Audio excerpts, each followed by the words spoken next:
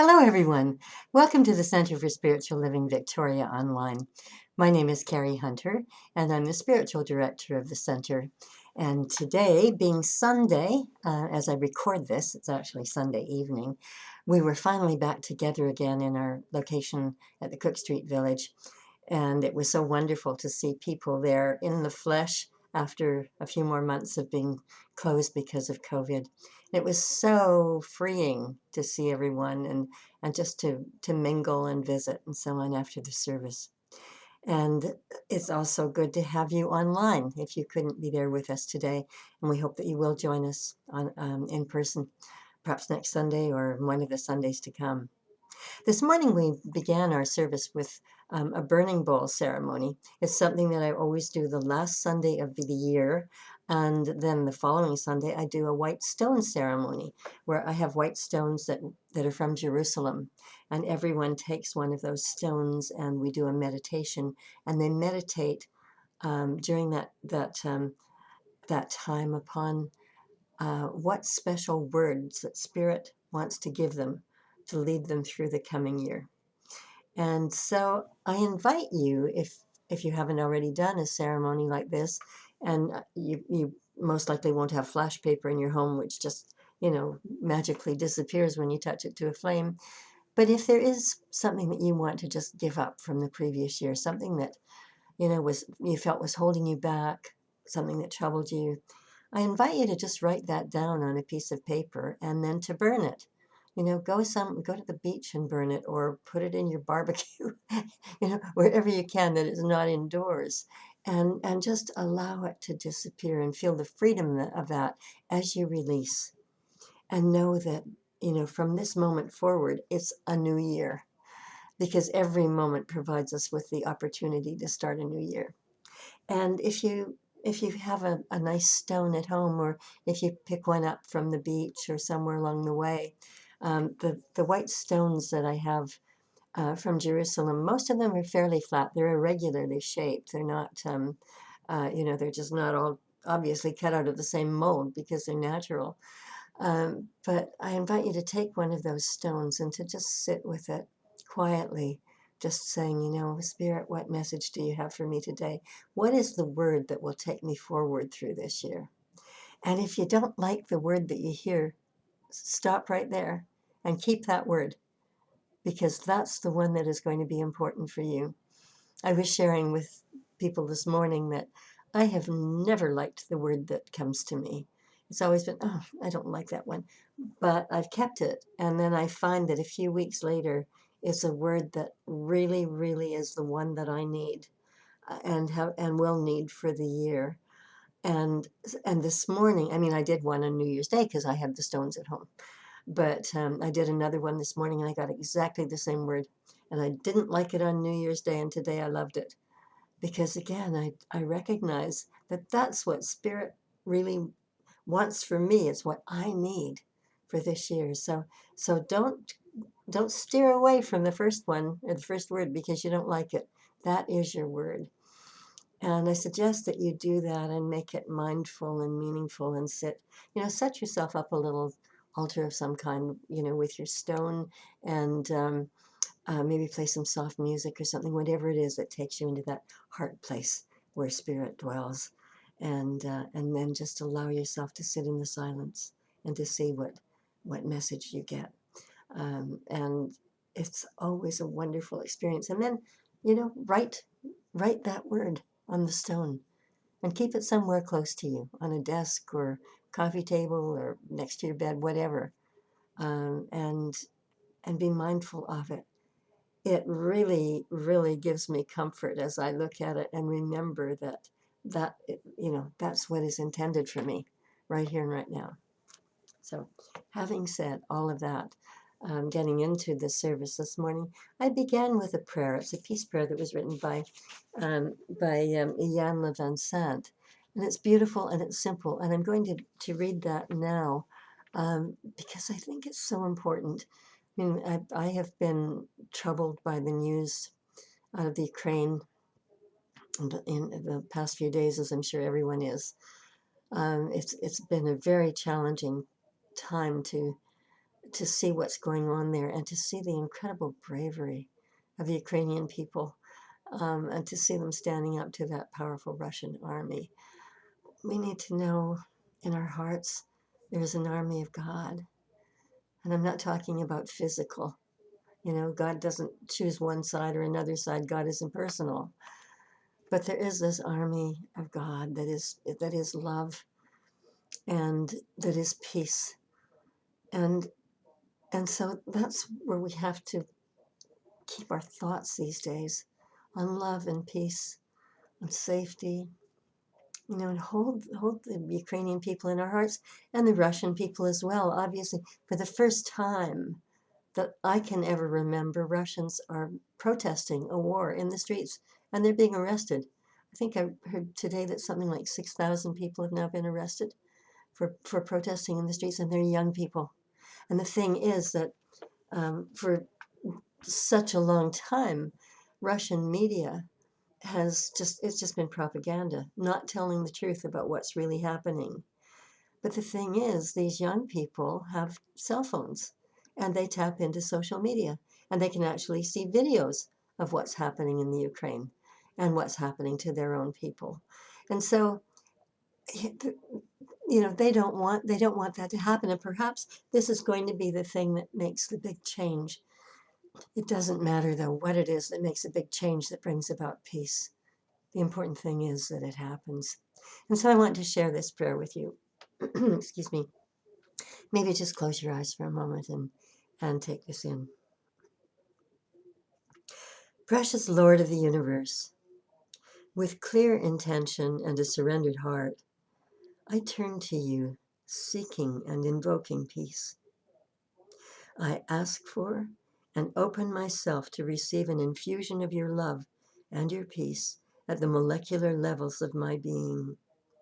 I ask for and call forward the presence of peace in every square inch of planet Earth. May peace have dominion and reign in the hearts and minds of all humanity. May peace unfold and infill every system, structure, and community that serves the well-being of humanity. Should there be a mind or heart anywhere on the planet that resists this infusion of peace, I ask that you infill and imbue that being with the light of truth, the power of love, and the presence of your peace. I stand with humble gratitude and appreciation for the full manifestation of this request. I ask, I allow, God becomes, I let it be, and so it is.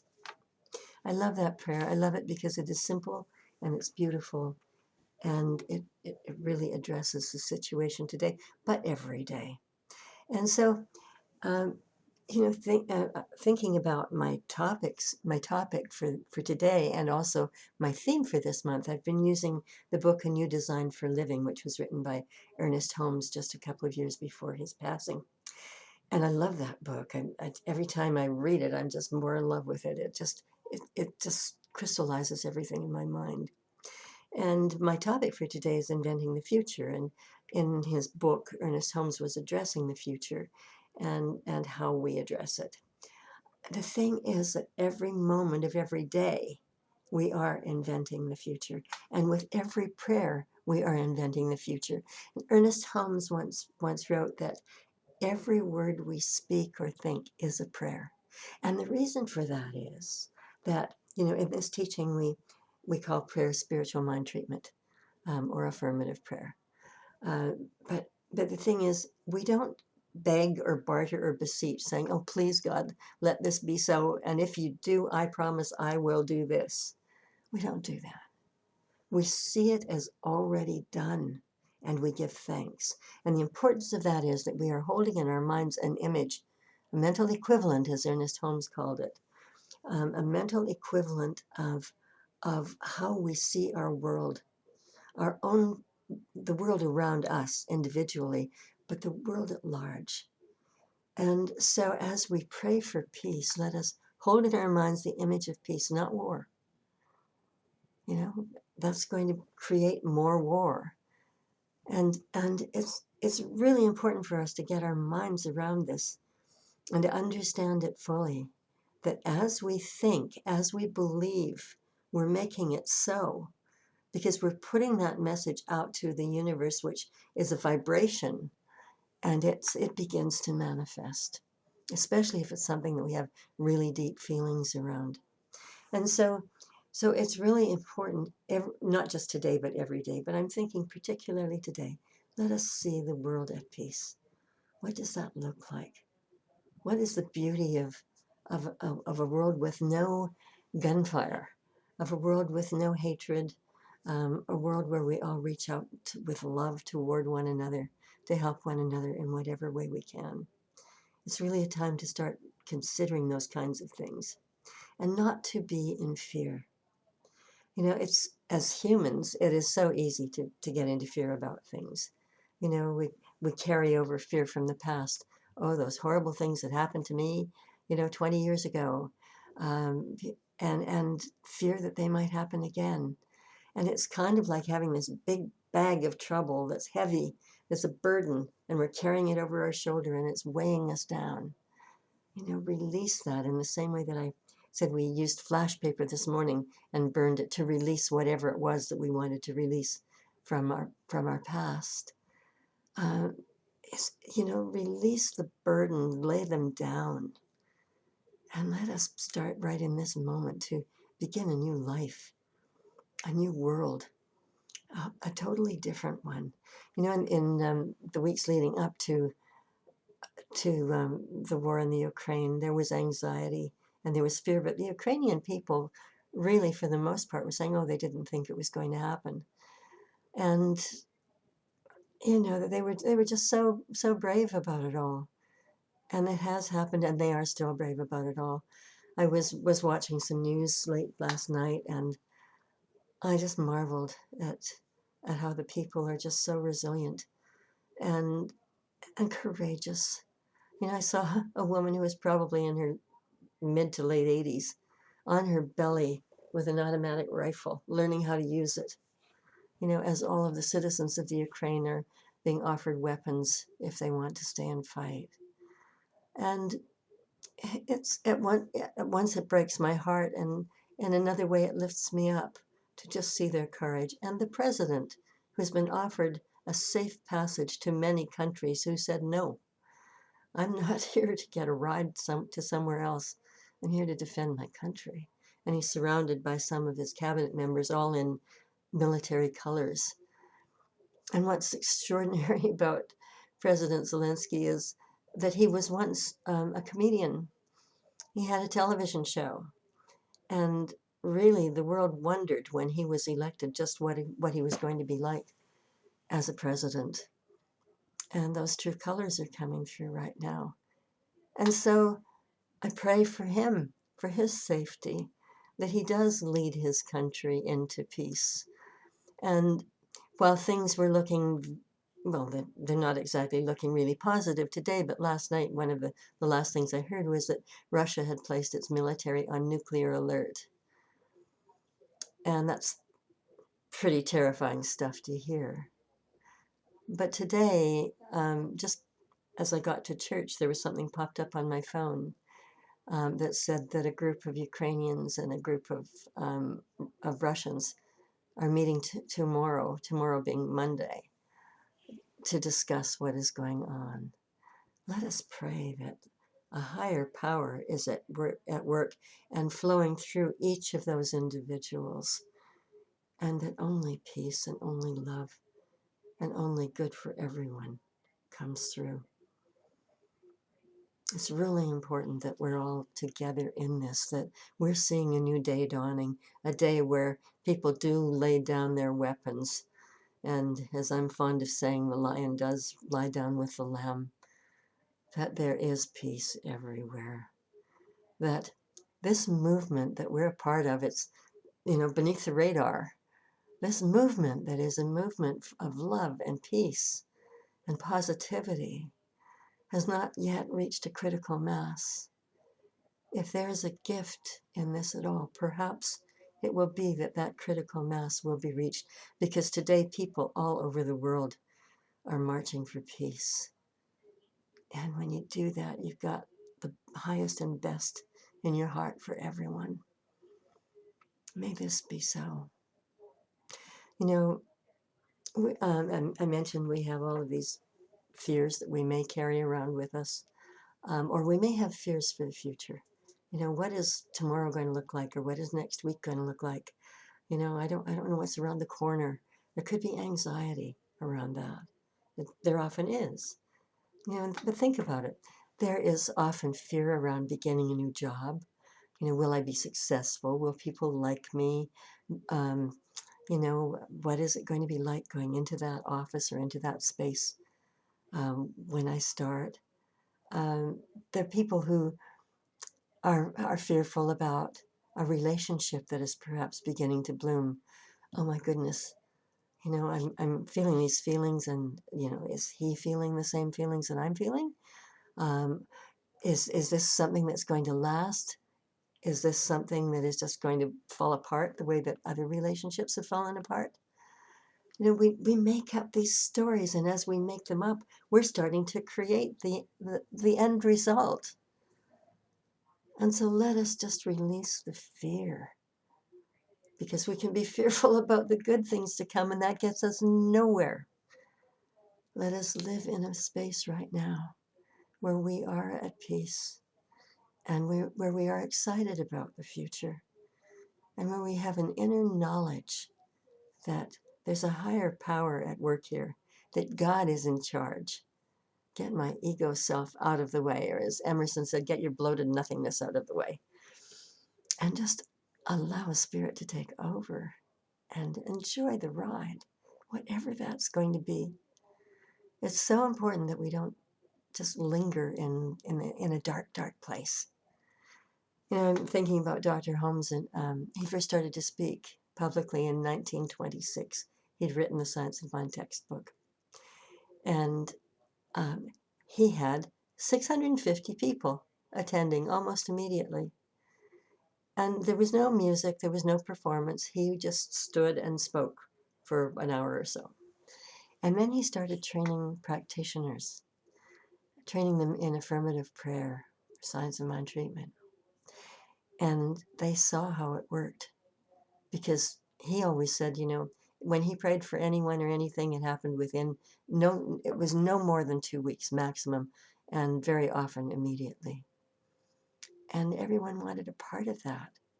And the thing is, they believed him. Think of that.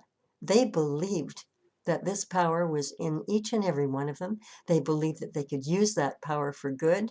They believed that they could change things in their lives for the better, and change things in the lives of others for the better if they were asking for that, because they believed it to be so, and they demonstrated it. And I was thinking about that, you know, it's almost 100 years ago since Dr. Holmes began his teaching, and he trained 2,000 practitioners, meaning 2,000 people who were licensed to pray, who knew how to hold the vision, the space for God to take over, and to create what we think of as miracles. And it's so important for us to be in that place. And yet here we have had almost 100 years of being fed so much science, so many facts. And so we become a little bit uncertain about whether or not this can really work, because our intellect gets in the way, our ego selves gets in the way. And that's not where we're meant to be. We all need to really get back into faith, the kind of faith that is absolutely knowing. And I was sharing a story this morning that I love. There was a man named Sam who was a cowboy, and he took a cow train, to Los Angeles to meet with Dr. Holmes, because he had found a Science of Mind magazine, and he'd been reading it, and he thought, you know, I want to know how to do this. He said his cows were doing very poorly, and he wanted to learn how to do this positive prayer for his cows. So he arrived in LA, and I guess he looked a little rough around the edges, He was wearing his old jeans and cowboy boots and a rumpled shirt, had a cowboy hat on. Apparently, from the story, didn't really smell that good upon his arrival, but he went straight to Dr. Holmes' office. And he asked the receptionist to please let him speak with Dr. Holmes. And she kind of looked askance, but she went into Dr. Holmes' office and she said, "There's this rather unsavory man out there who wants to speak with you." And Dr. Holmes immediately sprung to his feet, went out, shook the hand of the man and told him about his classes, gave him some information. And Sam signed up for his class, which was teaching spiritual mind treatment for many, many weeks. And Dr. Holmes was so thrilled when Sam left, and he said to his receptionist, "I'm so happy I finally got a cowboy in my group."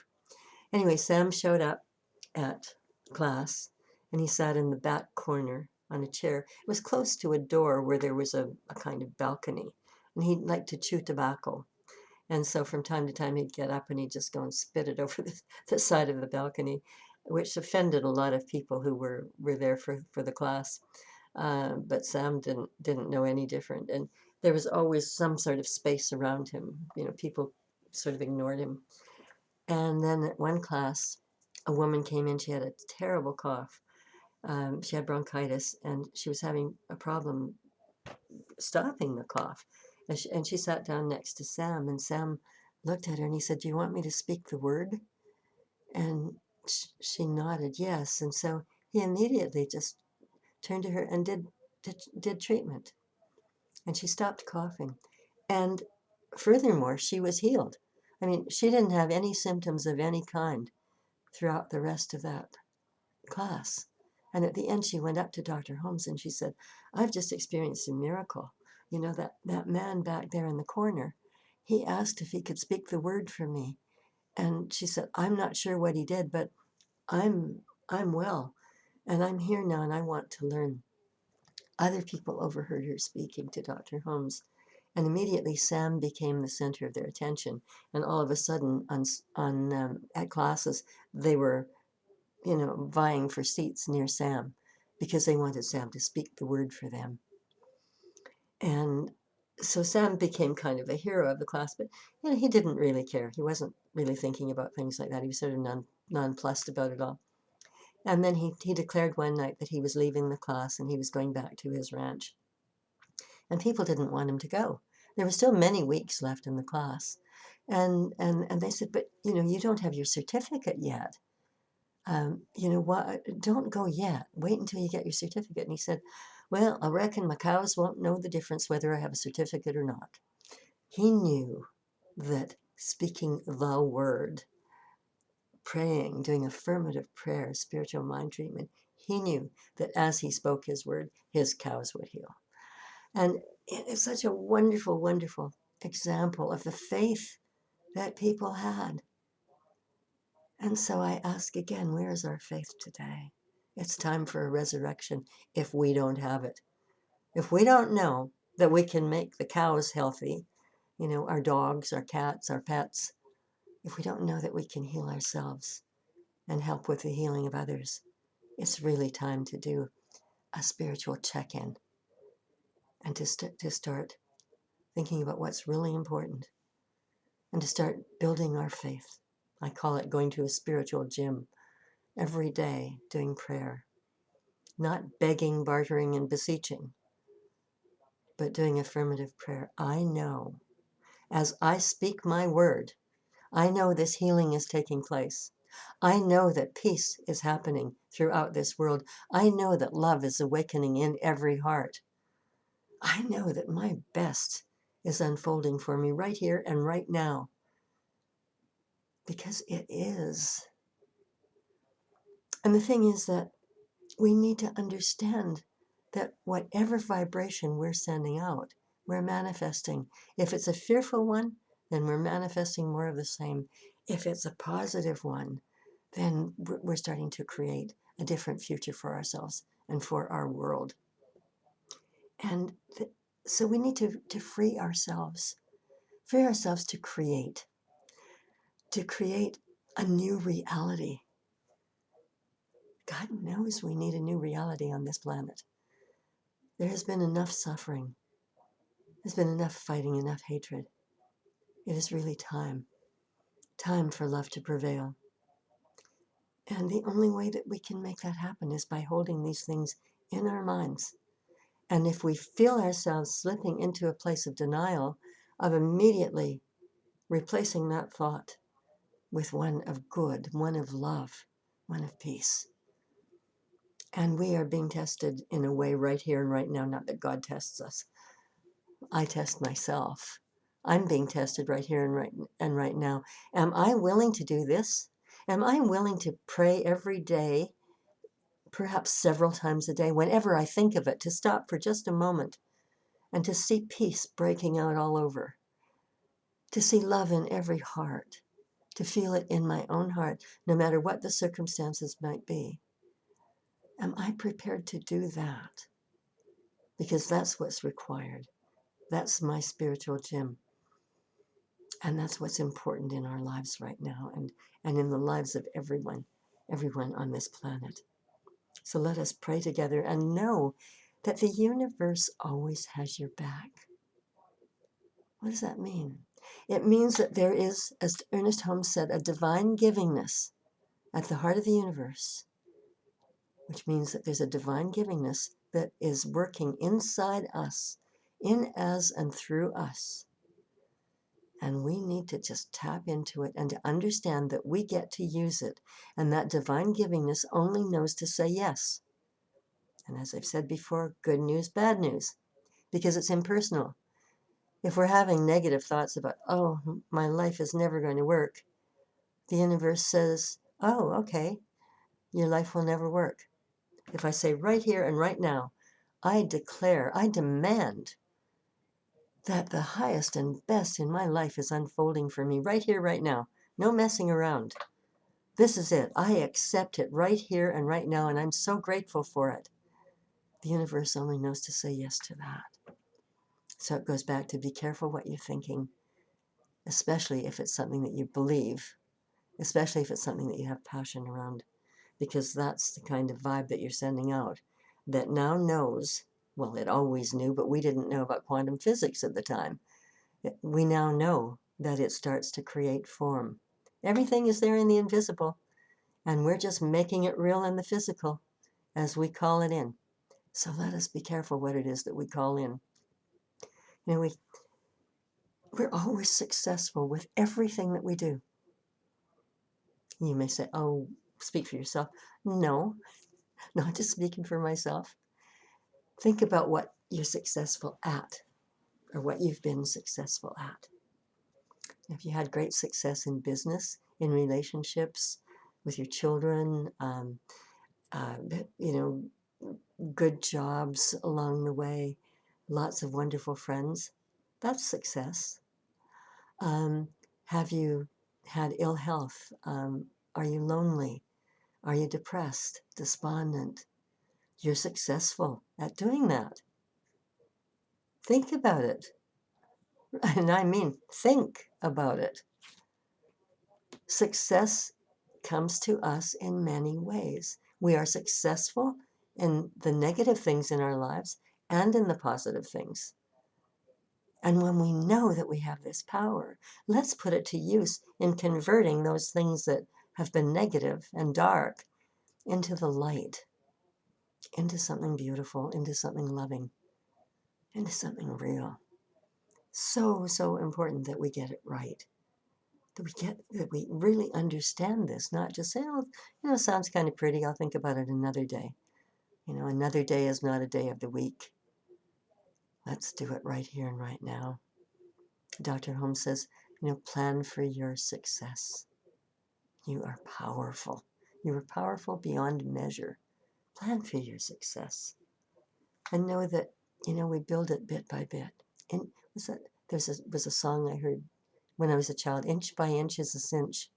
Yard by yard is much harder. So start with inch by inch until what seemed like a yard or a kilometer or 100 kilometers is easy. Because the more we practice, the easier it is to absolutely connect with this divine being that's within each of us. Dr. Holmes said, we were born to believe in something greater than what we are. Do you believe that there is something greater than what you are? That you can be greater than what you are right now? We're programmed for success, whether that is good or bad. Sure is a lot more pleasant to be programmed with positivity and love for a wonderful life. And so let's start it now. Because the way that we think becomes our reality. And as we think, we are creating our future. We're inventing the future. And so it is. And I'm going to close by reading this prayer again, because I think it's so important for us to remember this today. Precious Lord of the universe, with clear intention and a surrendered heart, I turn to you, seeking and invoking peace. I ask for and open myself to receive an infusion of your love and your peace at the molecular levels of my being. I ask for and call forward the presence of peace in every square inch of planet Earth. May peace have dominion and reign in the hearts and minds of all humanity. May peace unfold and infill every system, structure, and community that serves the well-being of humanity. Should there be a mind or heart anywhere on the planet that resists this infusion of peace, I ask that you infill and imbue that being with the light of truth, the power of love, and the presence of your peace. I stand with humble gratitude and appreciation for the full manifestation of this request. I ask, I allow, God becomes, I let it be, and so it is.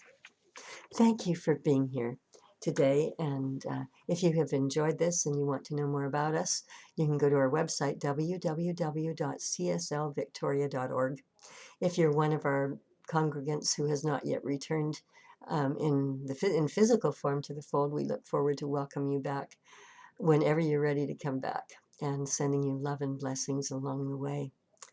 It's always good to know that you're there, and that we will all be together again before too long. For those of you who might be wondering, we postponed our annual general meeting today until April 10th because a lot of our core people are traveling. Now that travel bans have been lifted, they're going out and exploring other parts of the world. So mark that date on your calendar, April 10th, which is a Sunday, and we'll be having our AGM at that time. And if you are still wishing to contribute to our center, you can do that online at cslvictoria.org. And there is a button there that you click on that says donate. And it will take you to PayPal. But if you read the fine print under PayPal, it says that you can click on the fine print that says use your debit card or credit card.